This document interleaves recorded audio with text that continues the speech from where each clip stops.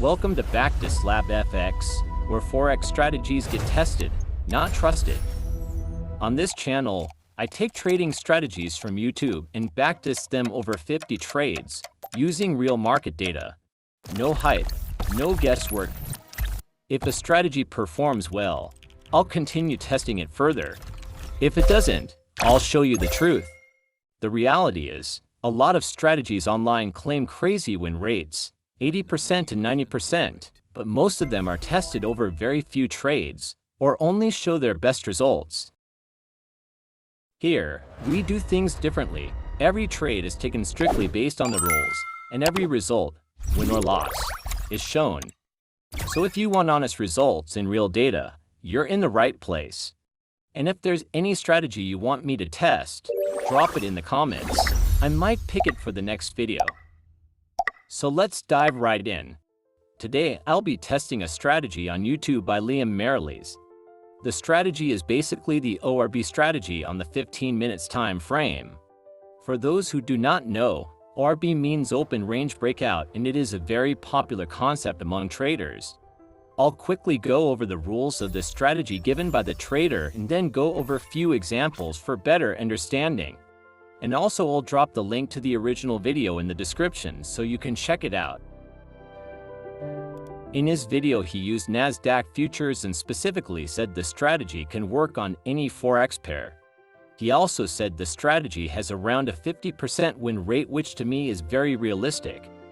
I like the strategy because it is very mechanical and easy to follow even for a beginner trader. So let's go over the steps for the strategy. Step 1.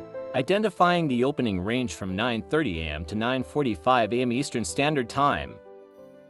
So basically on the 15-minute chart, you mark the high and low of the first 15-minute candle of New York Open, which is the candle that closes at 9:45 a.m. New York time. Step 2. Entry confirmation. 5-minute candle closure outside of the range. So you switch to the 5-minute time frame and wait for a candle to close either above the high or below the low of the range. Enter immediately at the close of the candle. Step 3. Stop loss and take profit placement. The stop loss placement is a bit different from the traditional way of placing stop loss when trading the ORB. Most people place their stop loss just below the breakout candle, while others at the opposite side of the range. But he places his stop loss at the middle of the range. What he basically does is that he draws a Fibonacci retracement tool from high to low of the range and places his stop loss 5 points above or below the 50% retracement zone. When we go over some examples, you'll understand this better.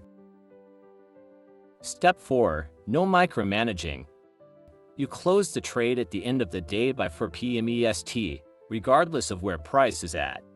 So you close the trade at 4 p.m. if neither stop loss or take profit is hit. Let's go over a few examples on the chart.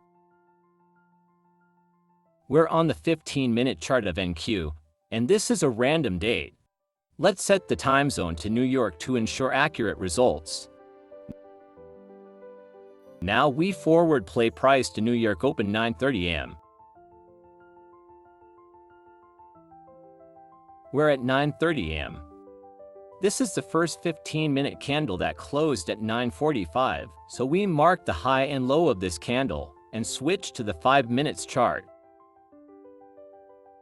On the 5 minutes chart, we are waiting for a candle to break and close outside of the range. Here we have a clear breakout to the upside, so we place our order immediately at the close of the candle.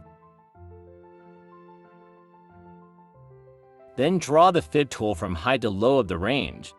I usually like to draw the fib tool before the breakout happens. We place our stop loss 5 points below the 50% mark and go for a fixed 1 to 2 RR. Let's play price and see what happens. So we can see that this would have been a loss. Let's go through one more example. This is the next day's New York market open, so we wait for the first 15-minute candle to close. We marked the high and low of this candle and switched to the 5 minutes chart.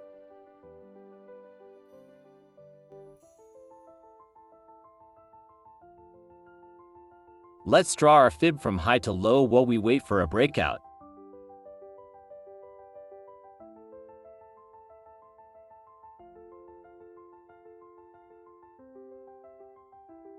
Here we have a clean breakout to the upside. We enter immediately with our stop loss 5 points below the 50 retracement mark and go for a 1 to 2.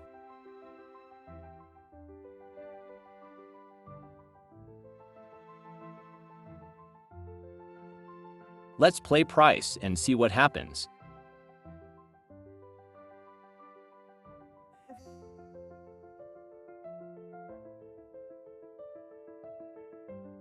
I usually place a vertical line at 4 p.m. mark, so I'll remember to close the trade. This is 4 p.m., and price neither hit stop loss or take profit, so we manually close the trade for a 0.58R. Alright, now that we've gone over the strategy, let's put it to test. I'm going to backtest this strategy over 50 trades, strictly following the rules. No skipping, no cherry picking. Let's go.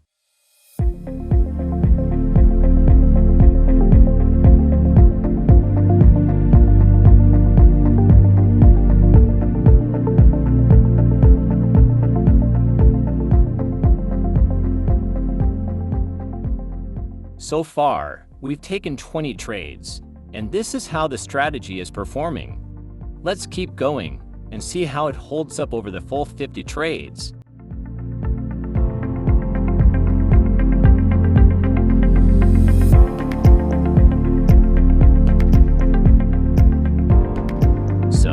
We're done with the 50 trade backtest, and these are screenshots of some of the trades taken. I'll leave a link to screenshots of the full 50 trades in the description.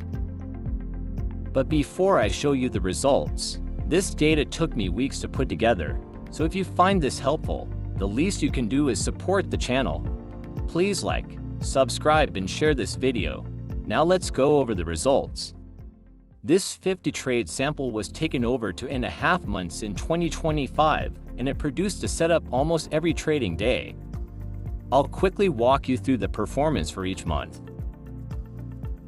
In January, we took 20 trades, with 5 wins and 15 losses, and one of the winners was closed at 4 p.m. for a 1 to 0.6R. Starting with a 100K account and risking 1%, we were down almost 5.5% for the month.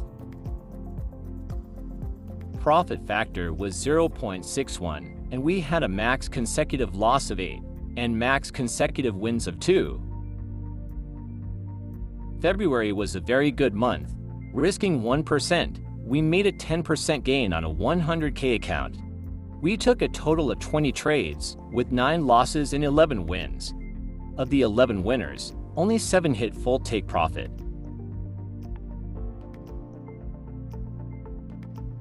We had a profit factor of 0.14 with a max consecutive wins of 6 and max consecutive loss of 4 for the month. In March, we took only 10 trades in the first 2 weeks because our 50 trades was complete. We had 3 winners, 7 losers, and was down almost 1%. We had a profit factor of 0.87 and max consecutive loss of 4. This strategy closes trades at a fixed time. Not all trades hit full take profit, so giving an accurate win rate will be difficult. Let's go over the results. We took a total of 50 trades, 19 being winners, but only 12 hit full take profit, and we had 31 losses. Risking 1%, we were up 3.5% at the end of the backtest. Is this strategy actually profitable? Well, based on this backtest, this strategy shows potential with proper risk management. This could be a strategy worth exploring further. But remember, this is just a 50 trade sample. More testing is always needed before using any strategy live. If you want me to continue testing this strategy further, or test a completely different one, drop it in the comments. Thanks for watching. See you in my next video.